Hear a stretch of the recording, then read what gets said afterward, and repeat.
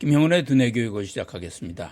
오늘의 주제는 집단 지성을 위한 인성교육은 어떻게?입니다. 영국에서 있었던 일입니다. 시각장애를 가진 한 남자가 국어를 하였습니다. 그 시각장애 거리는 자기 앞에 글을 써 붙여 놓았는데 나는 시각장애인인데 좀 도와달라라고 쓰여 있었습니다. 많은 사람들이 지나갔지만 모두들 무관심해 보였는데 이를 지켜보던 한 여성이 그 문구를 다른 말로 바꿔주었습니다. 그때서야 사람들이 그에게 동전을 던져주기 시작하였습니다. 그 여성이 다시 다가왔을 때 그 시각장애 거리는 도대체 뭐라고 썼는지 궁금해서 물어보았습니다. 그녀는 이렇게 써놓았던 것입니다. 너무나 아름다운 날이에요. 그런데 나는 볼 수가 없어요. 처음 것은 그냥 시각장애인이 지극히 평범하게 국어라는 내용이었다면 그녀가 쓴 문구는 사람들의 마음을 움직이게 했던 것입니다. 결국 사람의 마음을 움직이는 것은 포장되거나 과장된 말이 아니라 얼마나 공감할 수 있느냐의 문제입니다. 자신이 시각장애인임에도 불구하고 정상인의 시각에 맞춰 공감을 먼저 해주는 이러한 표현력은 집단적인 공감에서 비롯됩니다. 타인의 감정을 이해하고 나누는 공감력은 인류가 발전하는 데 반드시 필요한 능력입니다. 소통력이 뛰어나더라도 공감력이 없으면 자신만의 욕심을 위해 이기적으로 행동하게 됩니다. 뛰어난 협업을 거쳐 훌륭한 결과물을 냈다 하더라도 자신만이 그 결과를 독식하려 할 것입니다. 모두가 이런 식으로 행동한다면 결국 나중엔 협업하는 대신 혼자서 일하는 방식을 택할 것이고 미래의 발전은 더뎌지는 결과를 가져올 것입니다.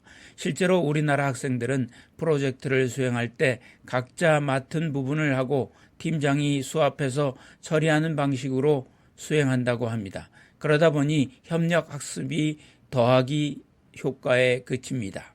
반면 미국 대학생들은 누구 한 명이 결과를 떠맡기보다는 전체 과정을 협력하며 그 과정에 더 중점을 둡니다. 기업은 회사에 들어온 신입사원들이 기존의 직원들과 협력할 줄 모른다면서 제발 대학에서 협업 능력을 가르쳐달라고 요구하는데 정작 그에 대한 교육은 잘 이루어지지 않고 있는 것입니다.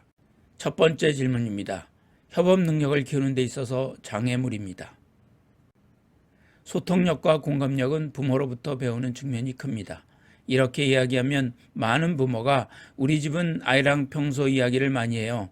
우리는 아이와 친해요 라고 말합니다. 그러나 심리학자 김인자 교수는 의사소통의 단계는 인사, 사실 나눔, 의견 교환, 감정 표현, 고백 순으로 발전하는데 대부분의 부모와 아이는 2단계 사실 나눔의 관계도 잘 형성되어 있지 않는 경우가 많다고 합니다. 아이가 유치원에서 지냈던 이야기를 한다고 하더라도 대화로 시작했다가 지시와 명령으로 넘어가기 때문입니다. 아이와 대화를 나눌 때마다 자주 갈등을 겪는다면 사실 나눔이 충분하지 않은 상태에서 의견과 감성을 나누고 있지는 않은지 들어볼 필요가 있습니다. 아이들에게는 특히 긍정적인 경험이 중요합니다. 어릴 때부터 누군가와 함께 협력하는 활동을 하면서 즐겁고 의미 있는 경험을 하였던 아이들은 협력에 대해 적극적이고 긍정적입니다. 그렇지만 협력하는 기회가 많지 않았던 아이들이나 협력했던 기억이 좋지 않았던 아이들은 협력을 귀찮은 것, 손해를 보는 것으로 여깁니다. 따라서 사람들과 협업을 할 때 자신의 의견을 드러내는 것, 그리고 의견에 대해 다른 사람의 피드백을 받는 것에 불편을 느낍니다. 그리고 자신의 기분에 맞추어 완벽하게 일을 해내려는 성향 때문에 혼자서 일을 다 맡아서 하거나 아니면 아예 방관자가 되어버립니다. 또한 사람들과의 관계에서 필연적으로 생기는 갈등이나 상처를 회피하려고 하기 때문에 인간관계가 쉽지 않습니다.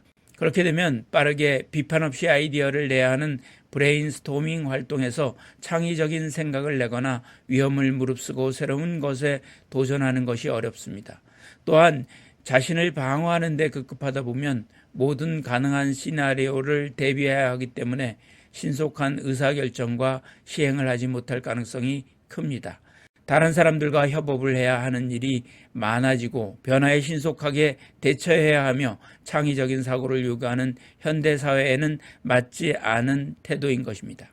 소통력과 공감력을 방해하는 요인으로는 디지털 미디어도 있습니다. 하버드 대학의 심리학자 캐서린 스타이너 어데이는 스마트 기기가 가족에 미치는 영향에 대한 논문을 발표했습니다. 스타이너 어데이 박사는 아이 1000명, 부모 500명, 청소년 250명에게 임상에서 사용하는 스마트 기기에 어떤 감정을 느끼는지 물어봤습니다. 연령별로 나는 모든 집단에서 슬프다, 화가 난다, 외롭다, 답답하다, 짜증난다 라는 똑같은 5개의 단어가 압도적으로 등장했습니다. 스타이너 어데이 박사는 부모가 스마트 기기를 필요 이상으로 사용할 경우 아이가 부모를 신뢰하고 의지할 수 없게 된다고 주장합니다. 아이가 같은 공간에 있을 때는 아이에게 온전히 집중해야 합니다. 부모가 내 말을 듣고 나를 돌보고 있음을 아이가 느껴야 합니다. 스마트 기기로 누군가와 소통하기 위해서 아이를 방치하는 순간이 생겨서는 안 됩니다.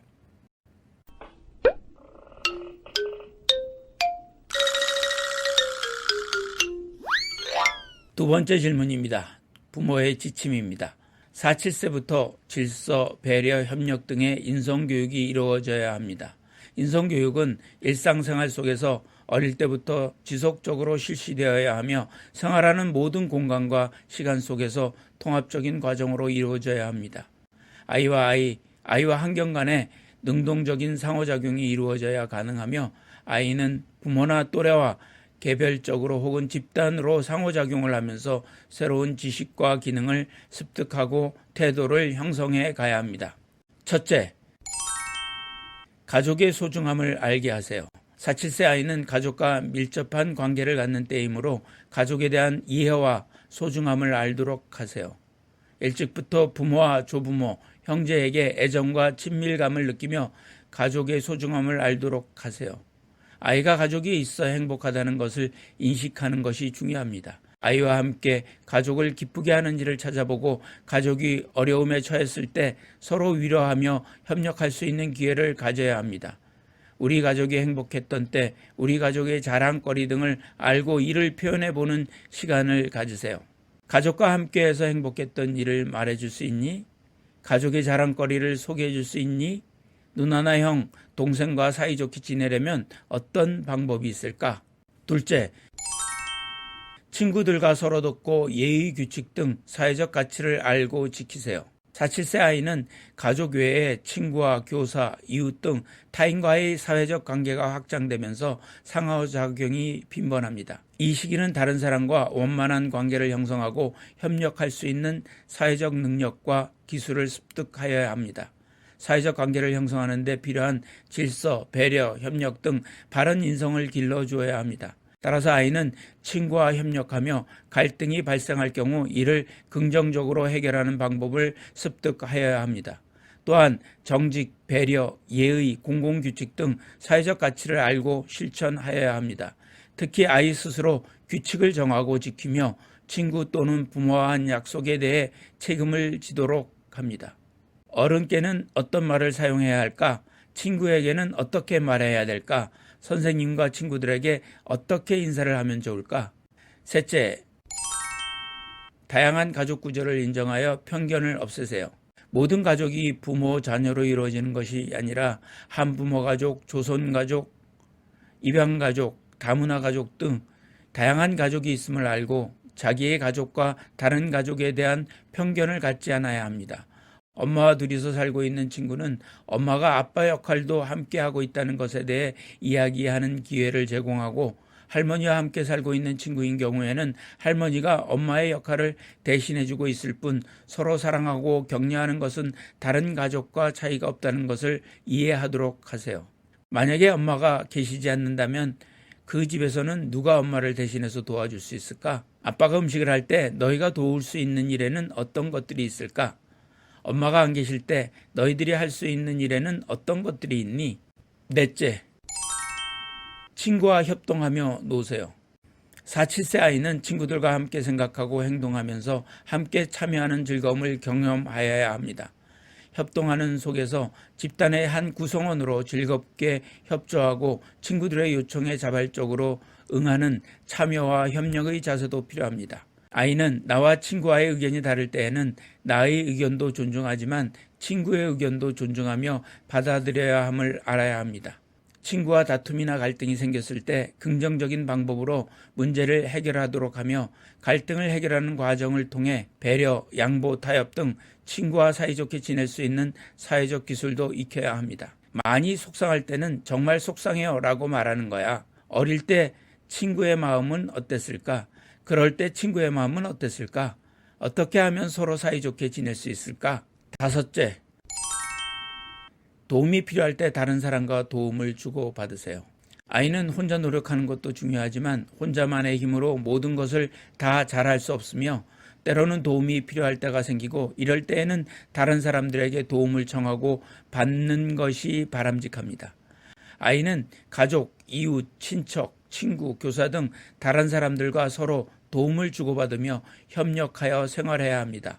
누군가 힘들고 어려운 상황에 처했을 때 상대방에게 도움을 주고 반대로 내가 곤란한 상황에서 친구, 교사, 이웃 등 다른 사람에게 도움을 청하고 도움을 받는 과정을 통해 서로 돕고 협력하는 것을 배우세요. 또한 타인에 대한 공감력을 키워 다른 사람이 도움을 요청하기 전에 미리 그들의 어려움을 알고 먼저 다가가 묻고 도움을 줄 수 있는 사회성을 기르도록 하세요. 친구가 힘들어할 때 어떻게 해주면 좋을까? 친구에게 도움을 받으면 어떤 기분이 들까? 몸이 불편하거나 아픈 친구를 보면 어떻게 해주겠니? 6째, 정직하게 말하고 행동하세요. 4, 7세 아이는 정직과 솔직함의 긍정적 효과에 대해 알아야 하며 정직한 행동이 우리가 더불어 살아가는 데 밑거름이 됨을 알고 있어야 합니다. 또한 거짓말이 가져오는 부정적인 효과에 대해서도 이야기를 나누며 정직해야 하는 이유를 생각해 보도록 하고 거짓말이 우리에게 미치는 영향과 피해에 대해 알고 있어야 합니다. 내 소유물이 중요하듯이 타인의 소유물도 중요하다는 것을 알고 타인에게 미리 허락을 구한 후에 만지거나 빌려올 수 있으며 사용 후에는 돌려주어야 함도 알도록 하세요. 이는 타인과의 관계에서 기초가 되는 신뢰 형성에 도움을 줄 수 있습니다. 왜 우리는 정직하고 솔직해야 하는지 생각해보자. 우리가 서로 거짓말을 하면 어떤 일이 생길까? 다른 아이의 물건을 말없이 가져오면 친구의 마음은 어떨까? 김영훈의 두뇌 교육이었습니다.